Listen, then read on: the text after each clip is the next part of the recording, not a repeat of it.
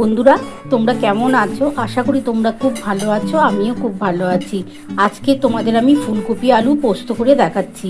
দেখো বন্ধুরা, আমি ফুলকপি কুটে নিয়েছি, আলু কুটে নিয়েছি, আর এই যে দেখো বন্ধুরা, কাঁচা লঙ্কা দিয়ে পোস্ত বাটা আছে।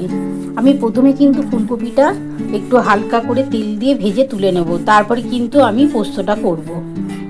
বন্ধুরা দেখো, আমি ফুলকপি আলু পোস্ত করার জন্য আমি কড়ার মধ্যে তেল দিয়ে দিয়েছি। খুবই সামান্য একটু তেল দিয়েছি। এই তেলটা গরম হলে আমি ফুলকপিগুলো আগে ভেজে তুলে নেব। তারপরে আমি কিন্তু, যদি তেল থাকে ভালো, নালে একটু সামান্য তেল দিয়ে আলুগুলো দিয়ে দেবো। আলুটা ভালো করে ভাজা হয়ে গেলে তারপরে নামাবার আগে ফুলকপি দিয়ে পোস্ত দিয়ে নামাবো। বন্ধুরা দেখো, তেলটা গরম হয়ে গেছে। এবার আমি কিন্তু ফুলকপিগুলো দিয়ে দিচ্ছি। প্রথমে ফুলকপিগুলো আমি ভেজে নেবো।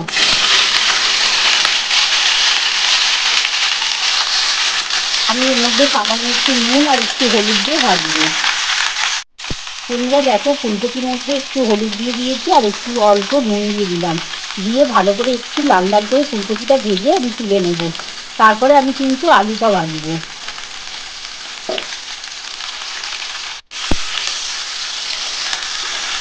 মানে প্রথমে ফুলকপিটা ভেজে নিলে তাহলে পোস্তটা খেতে ভালো লাগবে। ফুলকপিটা গলেও যাবে না, খেতেও টেস্ট লাগবে। আমার ফুলকপিটা ভাজার পর আমাকে কিন্তু একটু তেল দিতে লাগবে। এই সামান্য তেল দিয়ে তারপরে কিন্তু আমি আলুটা ভাজবো। একটু লাল লাল করে ফুলকপিটা ভেজে আগে বন্ধুরা তুলে নিই, তারপরে আমি দেখাচ্ছি।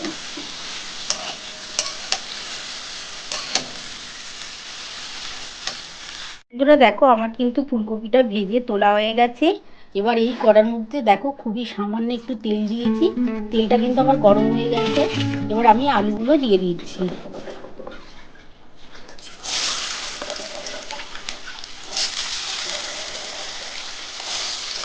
আলুটা একটু লাল লাল করে ভাজা হলে তারপরে তার মধ্যে আমি একটুখানি হলুদ, একটু নুন আর অল্প একটু সামান্য চিনি দেবো।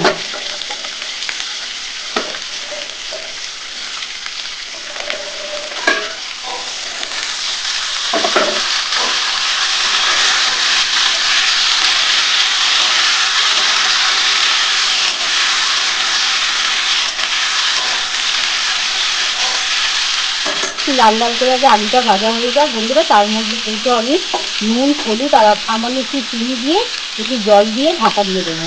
বন্ধুরা দেখো, আলুটা কিন্তু একটু হালকা করে ভাজা হয়ে এসছে। আর আমি এবার নুন দিয়ে দিলাম, 2 চামচের মতো নুন দিলাম। 1 চামচ হলুদ দেবো। ছোটো চামচের 1 চামচের মতো হলুদ দিয়ে দিলাম। আর সামান্য একটু চিনি দিয়ে দিলাম, এটা টেস্ট হওয়ার জন্য দিলাম। তোমরা কিন্তু না দিলে না দিতে পারো। এবার এটা একটু ভালো করে ভাজা হয়ে গেলে আমি এর মধ্যে জল দিয়ে ঢাকা দিয়ে দেবো।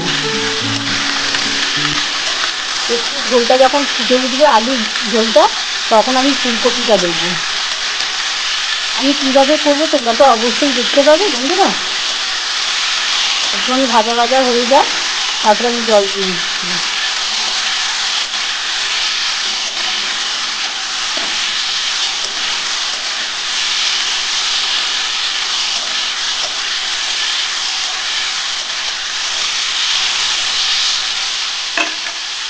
বন্ধুরা দেখো, আমার কিন্তু ভাজা হয়ে গেছে। দেখো খুব ভালোভাবে কিন্তু আমি ভেজে নিয়েছি। এবার আমি কিন্তু জল দিয়ে দিচ্ছি।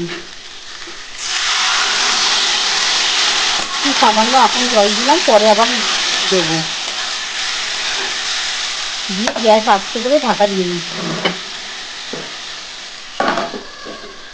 আমি 2 মিনিটের মতন ঢাকা দিয়ে রাখলাম, তারপরে আমি ফিরে আসছি। বন্ধুরা দেখো, আমি কিন্তু 2 মিনিটের মতন ঢাকা দিয়ে রেখেছিলাম, দেখি কতটা হলো।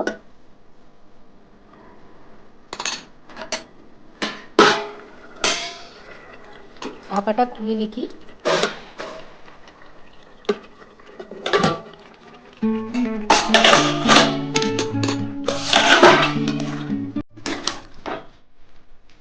এবার আমি কিন্তু ফুলকপিটা দিয়ে দিচ্ছি।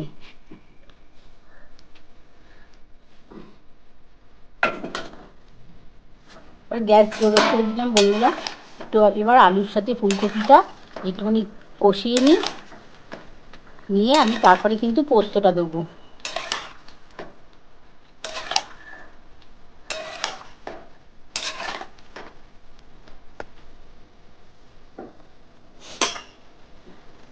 বন্ধুরা দেখো আমার কিন্তু আলু ফুলকপিটা একসাথে কিন্তু এবার কষানো হয়ে গেছে। দেখো খুব ভালোভাবে কিন্তু একটু ভেজে নিয়েছি। এবার আমি কিন্তু পোস্তটা দিয়ে দিচ্ছি। এই যে পোস্ত বেটে রেখেছি কাঁচা লঙ্কা দিয়ে পোস্তটা দিয়ে দিলাম। আর এর মধ্যে আমি জল দিয়ে আমি ঢেলে দেবো। আর এই যে কটা কাঁচা লঙ্কা আমি উপর থেকে দিয়ে দিলাম।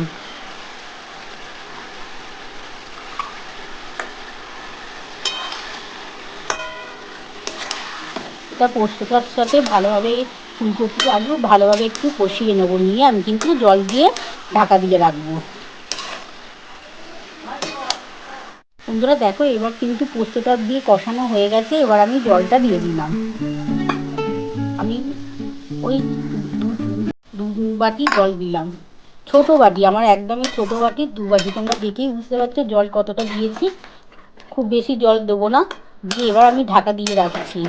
আমি 10 মিনিটের মতন ঢাকা দিয়ে রাখবো আর গ্যাস আস্তে করে দেবো। তারপরে কিন্তু আশা করি হয়ে যাবে। আমি নামিয়ে তোমাদের দেখাবো। এই যে ঢাকাটা দিয়ে দিলাম আর গ্যাস আস্তে করে দিলাম। 10 মিনিট পর ফিরে আসছি। বন্ধুরা দেখো আমি 10 মিনিট পর ফিরে এলাম। গ্যাস কিন্তু আস্তে করে রেখেছিলাম। দেখি আমার কতটা হলো।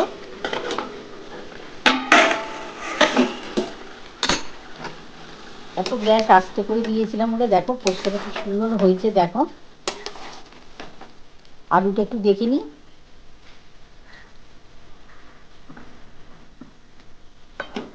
বন্ধুরা আলুটা সেদ্ধ হয়ে গেছে। ফুলকপিটা একটু দেখে নিচ্ছি। ফুলকপিও সেদ্ধ হয়ে গেছে। এবার আমি নামিয়ে তোমাদের দেখাচ্ছি।